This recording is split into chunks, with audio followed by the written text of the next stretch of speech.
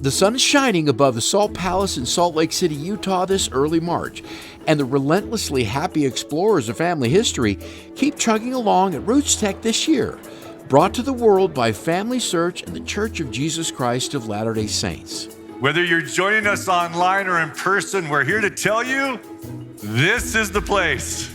The necessity to safely host RootsTech virtually during the pandemic years has, of course, come to an end. But that virtual attendance has stuck around and grown to millions of people across the globe logging on to RootsTech, even as tens of thousands continue to flock to the Convention Center in Salt Lake City, the biggest genealogy conference in the world, with that vastly growing virtual audience, too. And that first year, we had 1.5 million people show up. And which kind of shocked us. We had no idea. So we said, okay, let's try it again. And again, it's working. It's never too late to get started, but definitely for our young people. We had thousands of youth here celebrating their ancestors and this work of family history, and it's incredible to see that movement. Almost 5,000 youth were here on a Wednesday night and hearing about temple and temple covenants and taking names to the temple and how Family Search can help with that. The joy-filled outreach music, the stampede of curious exploration, the technological breakthroughs all lead up to the capstone of RootsTech's very own Family Discovery Day. Both of these kids were adopted, and so one thing that I am looking for, we have them connect to us, but I also want to see resources that can help us connect better to their birth families and stuff too.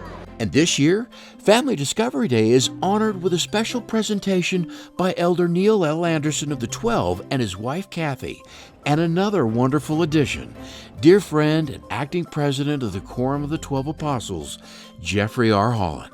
I heard there was a Discovery Day in this Salt Palace, and I wandered over for a hot dog and some cotton candy.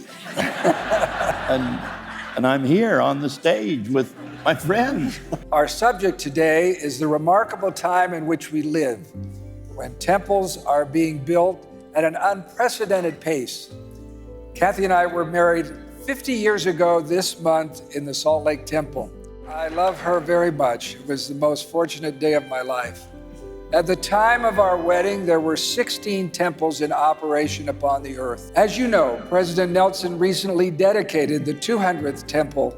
Sister Kathy Andersen shared her own family story of receiving the gospel message. My great-grandfather and great-grandmother were baptized, and because of the teachings of the restored gospel of Jesus Christ, they grew even closer to the Savior.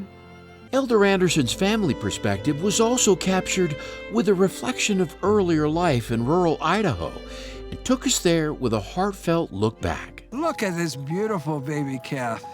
She's brand new, just born a few days ago, earlier this week. Isn't she amazing? On the farm, I constantly experience the miracle of new life. The wonder of it confirmed to me Alma's words that all things denote that there is a God. Life is a miracle. Elder Holland shared his incredible journey with his young family decades ago, dramatized by his beloved personal life story, Don't You Quit, and personally summed it up this way. Youth going to the temple is one of the dramatic and important developments of this day.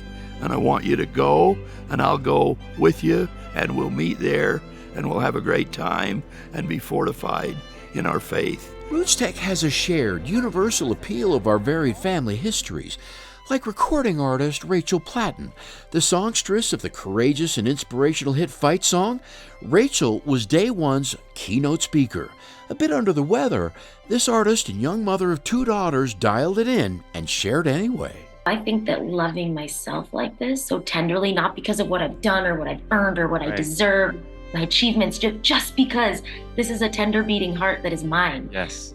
That has allowed me to love my daughters in the same accepting way. You don't deserve my love only because you're good or because you have done something right.